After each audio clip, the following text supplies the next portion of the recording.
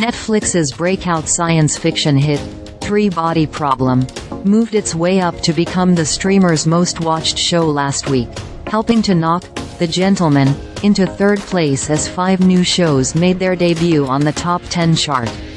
Last week's number of debuts on the top 10 chart tied for the most number of shows to make their most-watched chart debut in a single week this year. The weeks of January 1st, January 8th, January 15th and March 4th also had 5 shows make the top 10 list for the first time.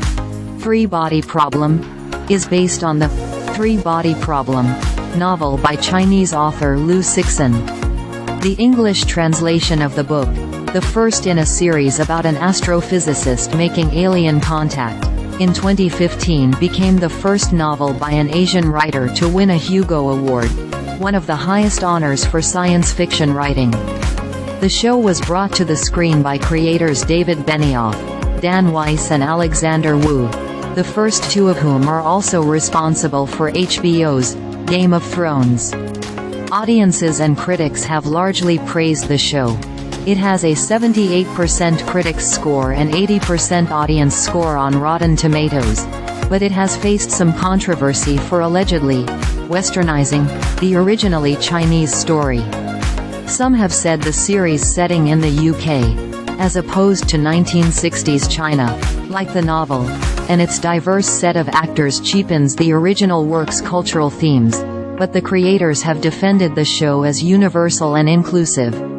The show has also sparked some anger in China, though it's not available on Netflix in the country, for a scene showing a professor beaten for defying the government during the Cultural Revolution.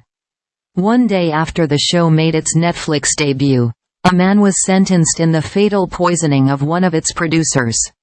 Lin Qi, dubbed China's billionaire millennial, according to the New York Times, founded a company called Yoozoo Games that owns the rights for all Three-Body Problem adaptations.